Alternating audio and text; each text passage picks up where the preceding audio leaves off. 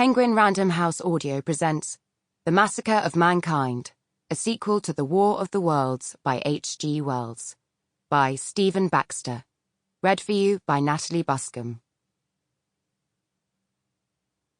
To H.G. Wells, this extending of his idea, and the H.G. Wells Society.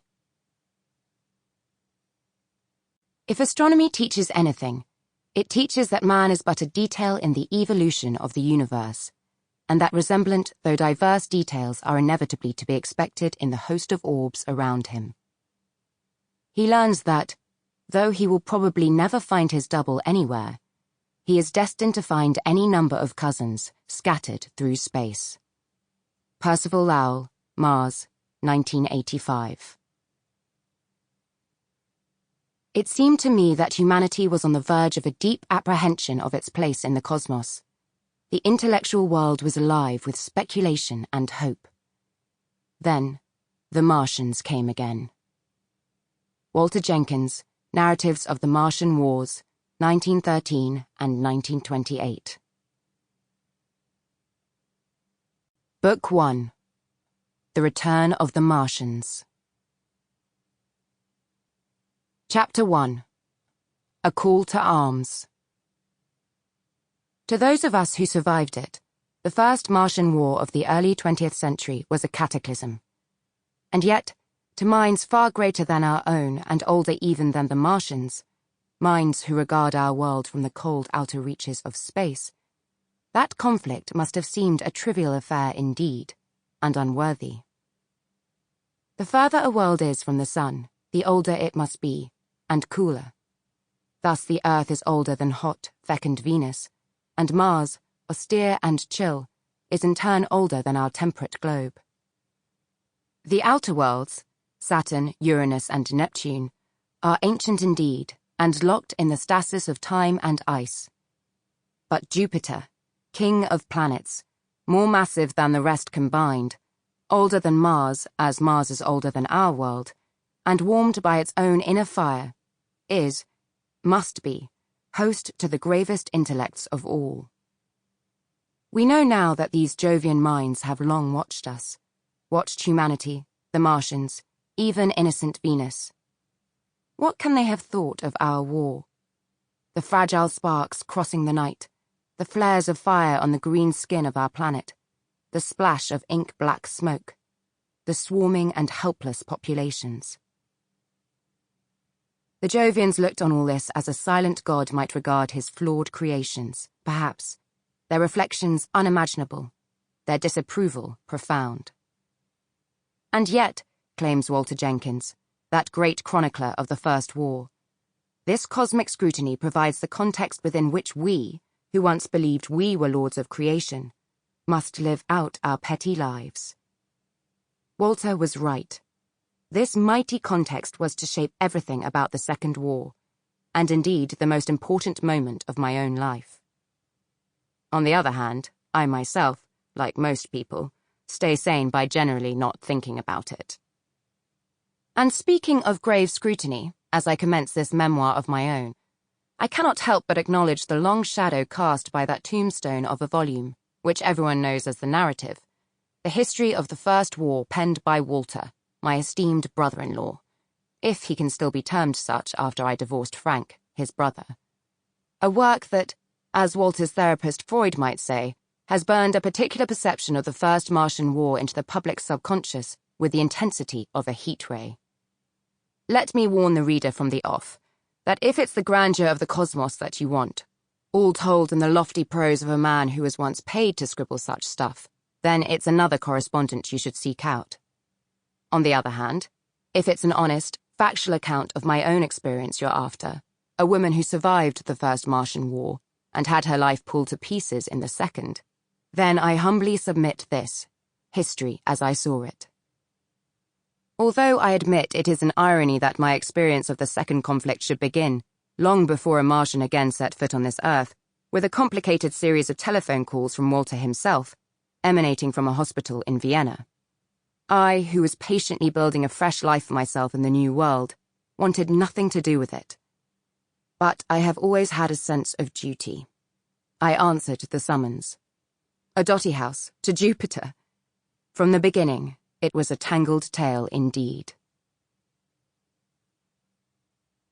Chapter 2. A Meeting of Veterans. My first inkling of the impending storm came in fact in New York, specifically at the Woolworth Building, where Major Eric Eden, retired, asked to meet me, in order, he said, to relay a message from Walter Jenkins. My young colleague, Harry Kane, insisted on accompanying me.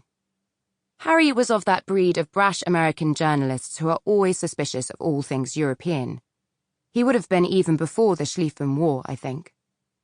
I suppose Harry came as a kind of moral support, but with a professional curiosity too about a Martian war that, to him, had been only a distant spectacle of his youth.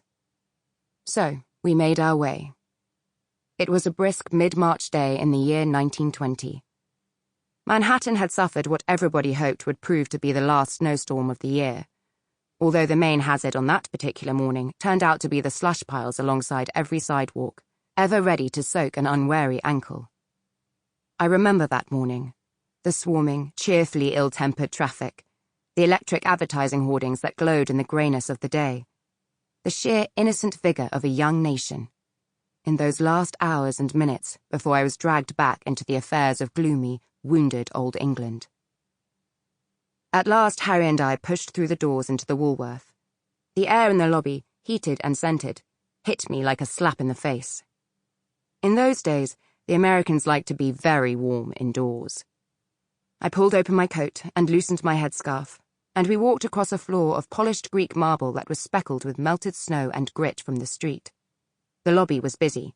Harry, with his usual air of amused detachment, an attractive trait in a man a few years younger than me, even if it doesn't sound it, said to me over the noise, "I take it your Major Eden doesn't know the city so well."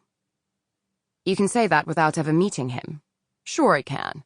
Where else would you set up a meeting but here? In London, an American would meet you at St. Paul's. That's the one with a hole in the dome, right? And a British in New York. Well, here we are, in the tallest building in the world." He pointed. "And there he is, by the way." The man he indicated stood alone. He was slim, not tall, and wore a morning suit that looked expensive enough but dowdy compared to the peacock fashions around him. If this was Eden, he looked younger than his 38 years, 6 years older than me. And that must be Eden because he's the only one looking at the artwork. Indeed, the man was staring up at the ceiling, which, had I ever noticed this before, was coated with mosaics that looked Roman, perhaps Byzantine. That was the Americans for you. In this new monument to a triumphant Mammon, they felt the need to reach back to their detached European past. Harry strode across the floor, muttering, "And could he look more the Englishman abroad? If this is the best he can do to blend into the background, no wonder the Martians caught him."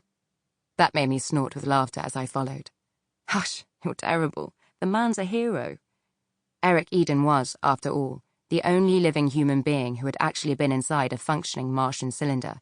He was captured in the first couple of days in 07, as the military, in their ignorance, probed at the first landing pit at Woking. Having been kept alive, perhaps as a specimen for later examination, Eric had fought his way out of a space cylinder with nothing much more than his bare hands, and had ultimately made it back to his unit with invaluable information on Martian technology. Hero or not, Eric looked rather nervous as we bore down on him. "Mrs. Jenkins, I take it." "I prefer Miss Elphinston, actually, since my divorce." "My apologies.